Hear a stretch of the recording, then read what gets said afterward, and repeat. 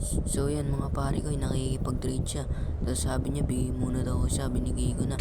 Tapos yung Odam ako, binalik niya. Kasi gusto niya daw yung all. E di yan, binalik niya sa akin. Tapos sabi niya, give ko na daw. Sabi niya, please all. Sabi ko, halata ka na dyan. Tapos yan, ulul. Sabi ko, kasi halata na to. Na scammer yan. Yan, ganyan. Ayun o.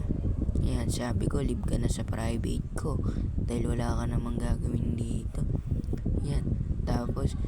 Tapos kinig ko na siya dahil halata nga na ayaw mo. Sabi niya, ayaw ko daw. Dito sabi ko, tagal. Ay, talaga. Sabi ko nun. Tapos yan, pinakita ko yung dragonfly. Kasi sabay nagbay siya. Sabay kinig ko na. Dahil ayaw niya. So yan, sabay kick. Tapos pagtapos niyan, edi yun. Tapos pumunta ako sa gardens ko at papakita ko sa inyo lahat ng pinag-usapan namin.